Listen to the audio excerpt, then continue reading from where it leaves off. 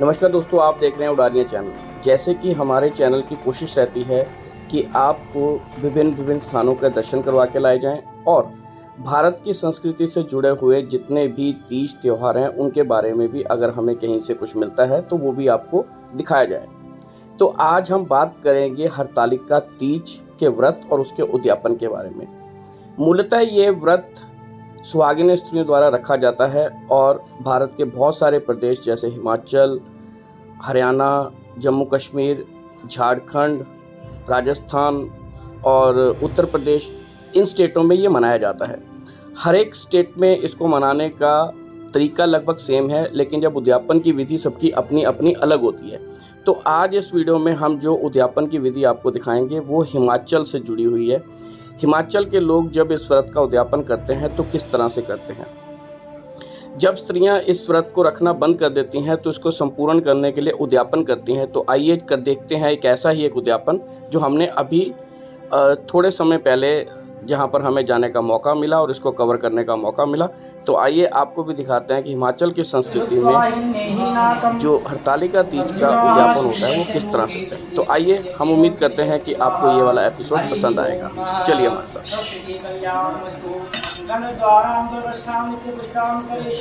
ईशं सद्भूतानां तामितवेशनम श्रीचलक्ष्म्या पद्मा भवरात्रे पार्श्वे चन्द्राणि रूपं स्मोजातम् विशेषाणं निशानं सर्वलोकमेशानं आयुर्वेदाय नमः।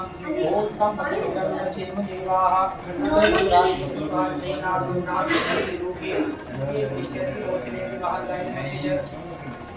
ओम स्वस्ति मत्स्यगायिनी ओम स्वस्ति कल्याणमस्तु हरि ओम यम देव पराशुद्रम तथाशुवाय च वेदनवाटिका चावलकुल द्रव्य पाइया दुहा प्राण समर्पयामि नमः।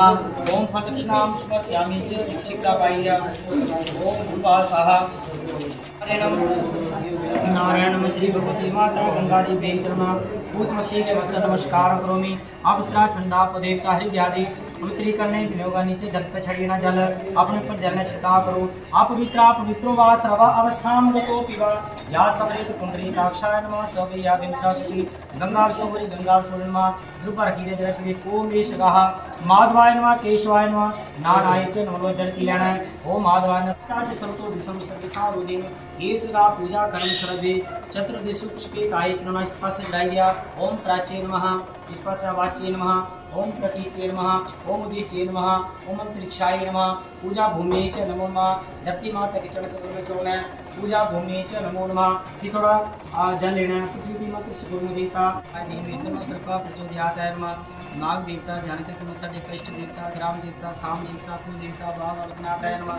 नाग देवता में सरे वाणव्यमा सर्वेंद्र देवते नमः। वेदांत देवी सूर्यवा से महादेवता नमः। अग्नि देवता मध्य गणपति आदि मंडला समस्त देवी देवता में इष्टो भारत सभी देवी देवता ध्यान कर लेना है। मंडलार्थ देवता इष्ट देवता ग्राम देवता स्थान देवता कुल देवता भाव सहित मंडलार्थ देवता में सर्व रतन यानी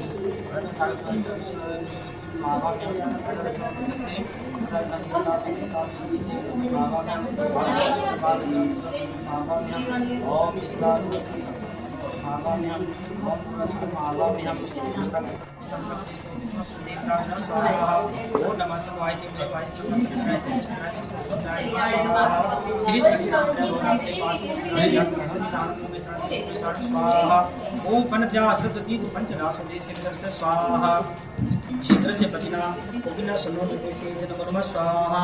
ओम अम्बेरवी के हवाले के मान कृष्ण शुद्धि काम विवाचन सुख शांति बहु स्वाहा। ओम अम्बे च नमो नमः स्वाहा।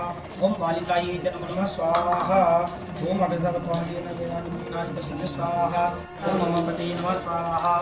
ओम पाशपाणे नमः स्वाहा। ईशाय नमः स्वाहा। सर्वोत्तात्माय नमः स्वाहा। सर्वभूतविनाशाय नमः स्वाहा। स्वाहाय नमः स्वाहा। बोधाय नमः स्वाहा। ओम बातो बालवा गंधर्वा सत्युगम सतीदे अगले स्वर्ण सुवर्ण माधव स्वाहा। ओम वायवे स्वाहा। स्वाहा ओम कुबेराय नमः स्वाहा ओम वितारिपते नमः स्वाहा ओम गणापाणे स्वाहा ओम ईश्वराय स्वाहा सर्वोत्पाद प्रसन्नाय नमः स्वाहा सर्व दूर विनाशनाय नमः स्वाहा ओम।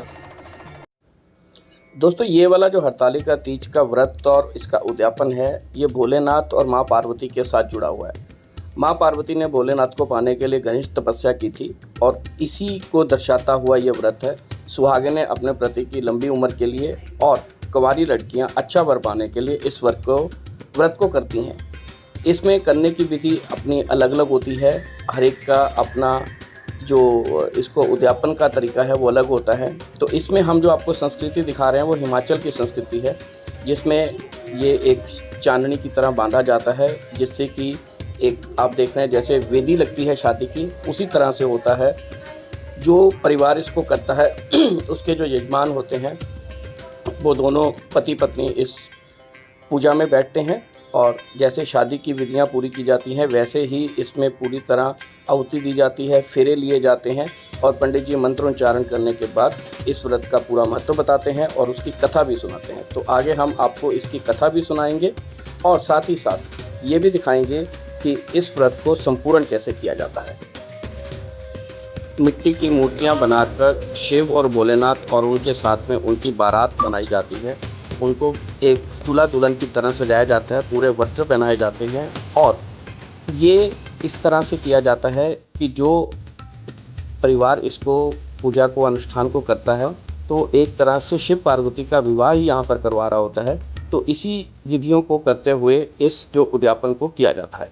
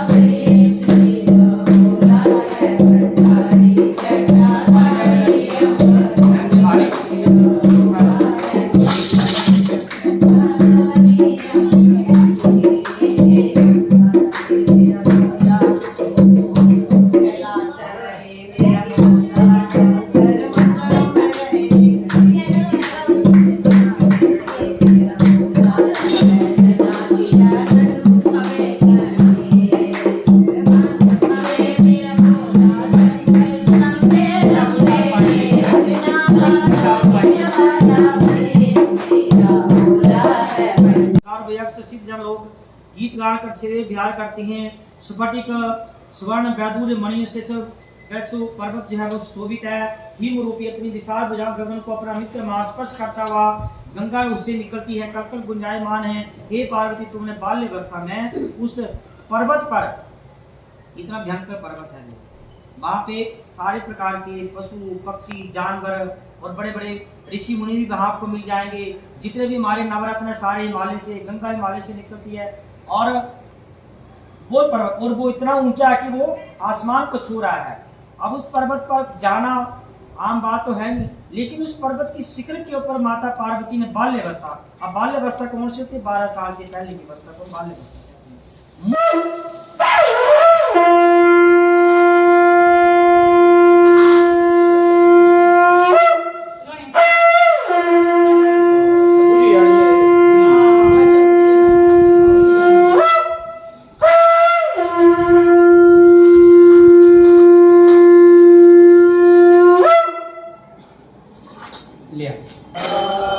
ब्रह्मा विष्णु सदा शिव बोले भोलेनाथ महाशिव हरदानी नारा ओम हर हर हर हर महादेव। एकानन चतुरानन पंचानन राजे बोले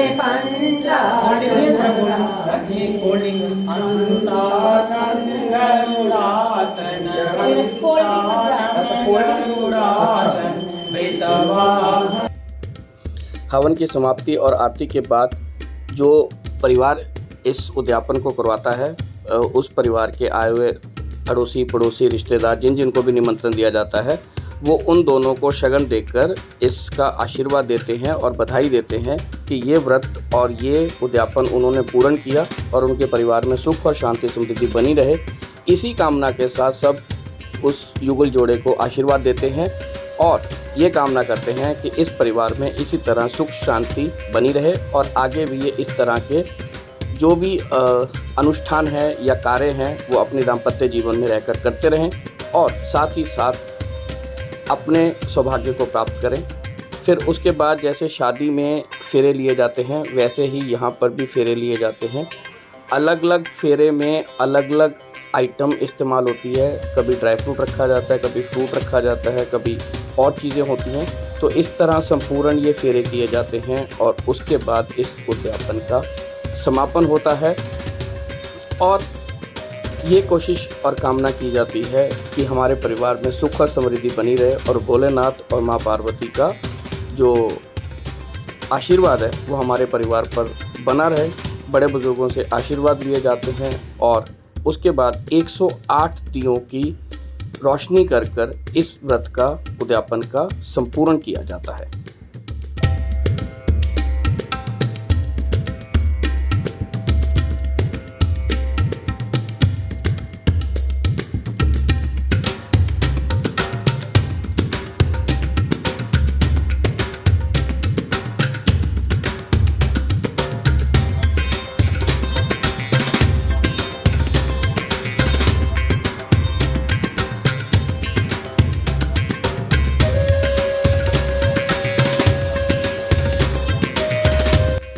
तो दोस्तों ये थी हमारी सी छोटी सी कोशिश जिसमें हमने कोशिश की कि आपको हरतालिका तीज के व्रत के उद्यापन की पूरी विधि समझाई जाए हिमाचली संस्कृति के अनुसार।